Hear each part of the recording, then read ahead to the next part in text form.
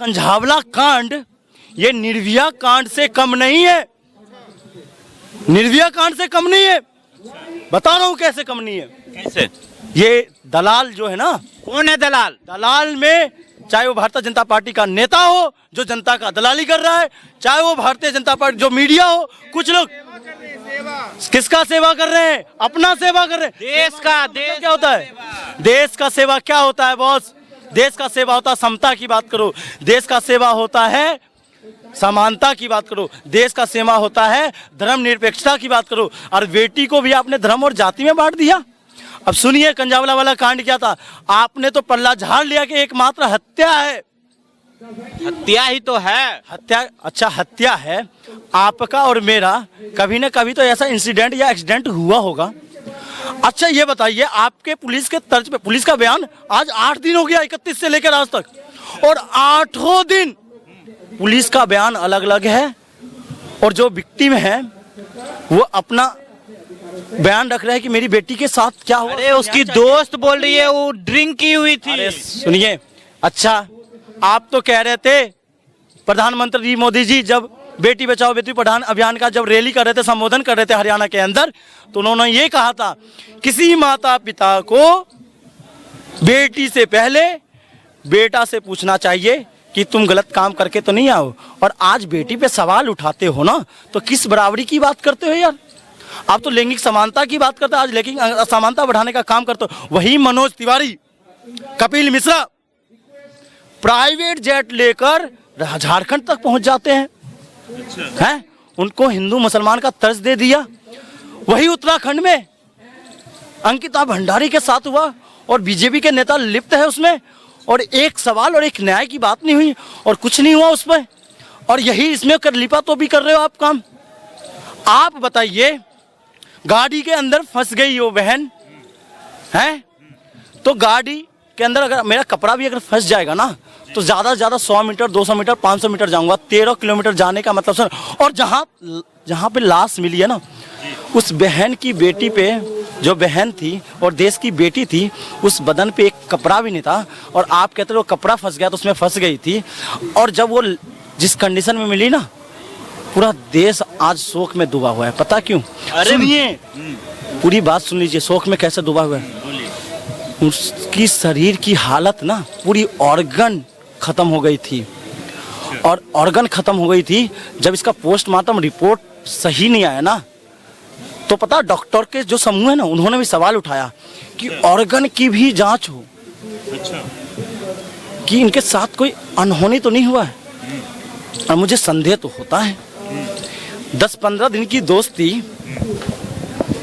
10-15 दिन की दोस्ती और 2 घंटे पहले लड़ाई उस लड़की के साथ हो, और उस लड़की का बयान डेली अलग अलग हो रहा हो, और उस लड़की की माँ का बयान अलग हो।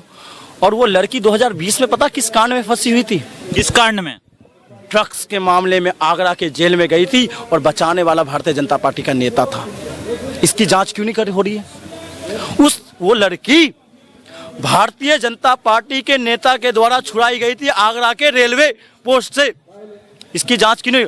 और वो मारने वाला शख्स कौन है आपको पता है?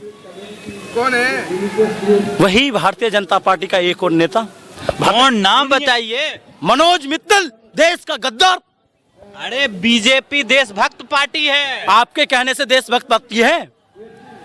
जो रंगों को धर्म में बांट दे, है?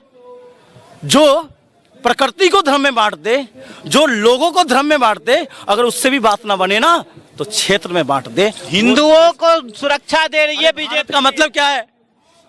भारत क्या है? एक संघ है। संघ का मतलब क्या होता है? पूरी रियासत को एक किया गया था।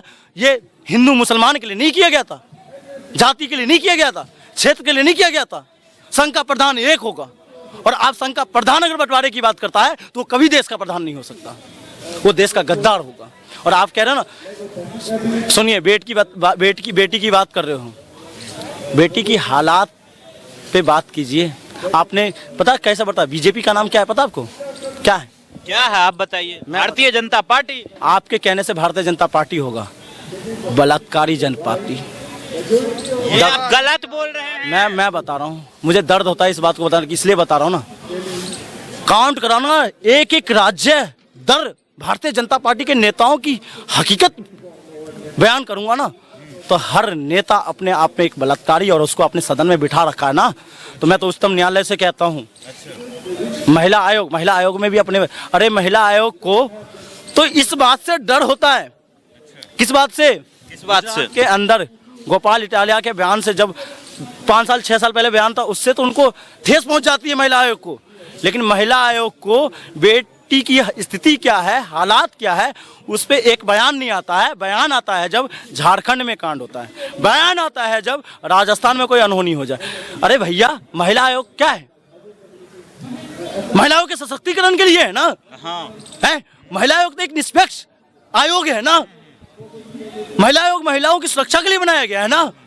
तो महिला आयोग का क्या काम है? को सरकार को देखकर करेगी काम? महिला आयोग में भी संदेह उठता है। अब अरे सर, देशभक्त पार्टी को देख के ही काम करेंगे। अरे देशभक्त, आपके कहने से देशभक्त हो जाएगा? दो देशों को बांट दे, वो देशभक्त पार्टी कैसे हो जाएगा? ये तो बंटवारा पार्टी है। संबित पात्रा बोलते हैं देशभक्त पार्टी है। अच्छा, संबित पात्रा अपने क्षेत्र से तो चुनाव जीत नहीं पाए, हिंदू मुसलमान करके ये पार्टियों को और देशों को ध्रुवीकरण में लगे हुए हैं। उस संबित पात्रा की मैं सुनूंगा क्या? देश की जनता समझदार नहीं है क्या? देश की जनता, अगर आप कह रहे हो तो 70% जो लोग है, देश की जनता जो है, उसने मोदी जी को वोट क्यों नहीं दिया? अगर 70% लोग मोदी जी से सवाल पूछने का काम कर रही है, तो क्या वो देश विरोधी है? तो 30% लोग क्या देश के साथ देशद्रोही है वो लोग जो सवाल करते हैं मोदी जी पे। अच्छा, देश विरोधी है जो मोदी जी का सवाल करते हैं, वो देश विरोधी है। तो देशभक्त कौन है भैया? तो फिर तो JNU देश विरोधी हो गया, DU देश विरोधी हो गया, इलाहाबाद यूनिवर्सिटी के छात्र देश विरोधी हो। JNU में टुकड़े टुकड़े गैंग के लोग पलते हैं। मैं कह रहा हूँ JNU में टुकड़े टुकड़े गैंग के लोग पलते। निर्मला सीतारमण कहाँ से आई? कहाँ से आई है? वो तो JNU की भी नहीं लगती। जिनको यही रुपया और डॉलर में डिफरेंस नहीं पता, तो JNU की नहीं लगती। और भारतीय जनता पार्टी के आधे नेता तो JNU से पढ़े हुए हैं। अगर JNU में टुकड़े टुकड़े गैंग के लोग हैं, तो सिविल सर्विस में कौन लोग बैठे हुए हैं? और अगर JNU टुकड़े टुकड़े गैंगों का है, तो आपको चांसलर बदलने की जरूरत क्यों पड़ गई? और बेस्ट विश्वविद्यालय का अवार्ड देने की जरूरत क्यों पड़ गया JNU को? और अगर JNU देश विरोधी है, तो भारत का नाम पूरे विश्व में शिक्षण संस्थान में JNU के नाम पर ही कैसे हो? सबसे ज्यादा कॉन्डम यूज करने वाला यूनिवर्सिटी है JNU। सब बेवद मत यूज करिए आप। मैं जाकर वहां पे फेंक दूंगा, अब वीडियो लेके कैमरा लेके चला जाऊंगा।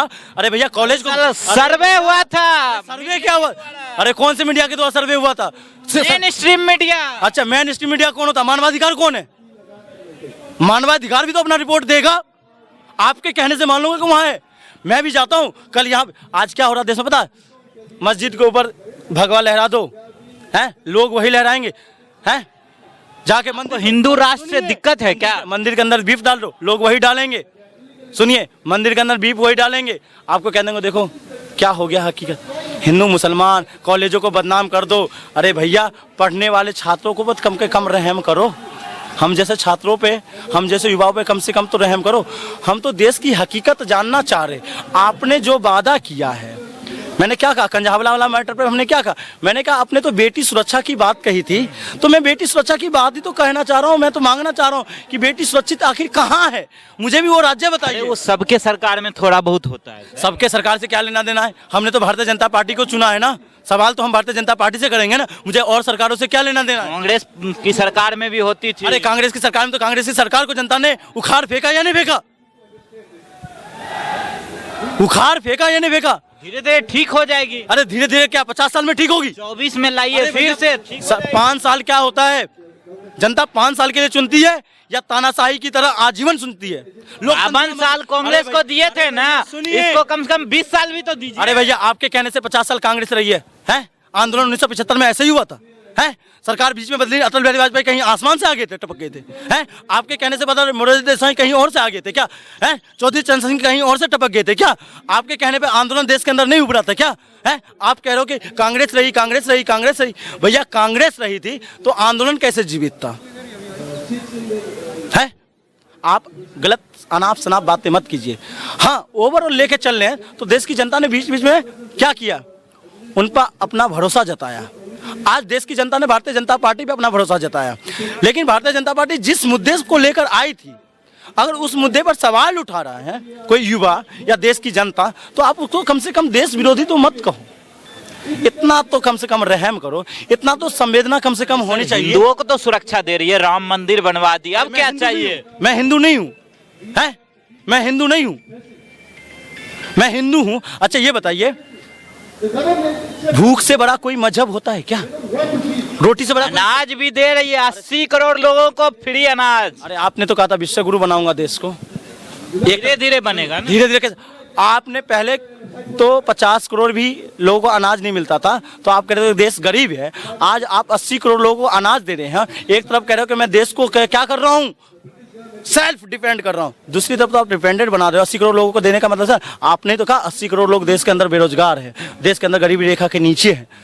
तो भैया देश विश्व गुरु कैसे बन गया? और आपको हकीकत पता, 2014 के बाद अगर देश में सबसे ज्यादा पलायन बढ़ी है, चाहे वो शिक्षा में स्टूडेंटों का, चाहे रोजगार के लिए, तो सबसे ज्यादा मोदी सरकार में पलायन बढ़ी है। विदेशों का आपने आपको अमेरिका तक ने मंदिर भी लीजिएगा, रोजगार भी लीजिएगा, ऐसे कैसे चलेगा? मैंने कहा क्या?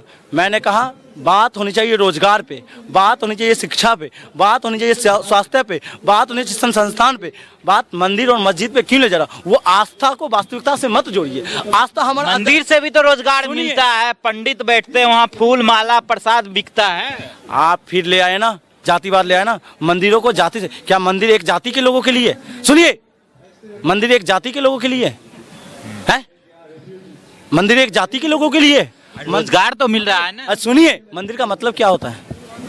क्या होता है आप ही बताइए। अगर मेरा आस्था है, अगर मुझे शांति किसी धर्म स्थल पे मिल रहा है, चाहे वो मेरे लिए मंदिर हो, चाहे वो मेरे लिए गुरुद्वारा हो, चाहे मेरे लिए वो चर्च हो, चाहे मेरे लिए वो मस्जिद हो, अगर मुझे जहाँ आस्था मिलता है वहाँ मैं आजाद जा सकता हूँ और वहाँ मैं अपने आप को शांति के लिए अपना। ये सब छोड़िए, कंझावला वाला हत्याकांड पे क्या मतलब किसको दोषी ठहराते हैं आप? पूरी तरह से भारतीय जनता पार्टी और अमित शाह के जो गुर्गे हैं उनको दोषी ठहराता हूं। अमित शाह की पुलिस जिस तरह से अपना बयान बदल रही है, भारतीय जनता पार्टी के नेता को बचाने में लगी हुई, इस तरह से मैं पूरी तरह से मैं मानता हूं कि भारतीय जनता पार्टी पूरी तरह से इसमें लिप्त है और इसमें कहीं ना कहीं अमित शाह की भी सहमति है। और अगर मैं कह रहा हूँ, बेटियों को अगर बचाने की और सुरक्षित करने की बात करते हो ना, तो जो बेटियों की इज्जत लूट रहा है ना, तो उसको सख्त से सख्त फांसी और मौत की सजा होना चाहिए। ना तो उसमें हिंदू देखना चाहिए, ना मुसलमान देखना चाहिए। इस सोच से भारतीय जनता पार्टी को सवाल उठाना चाहिए। आप भारतीय जनता पार्टी का एक नेता कंझावला कांड में, दिल्ली में ही तो है बेटी का घर, बहन का घर,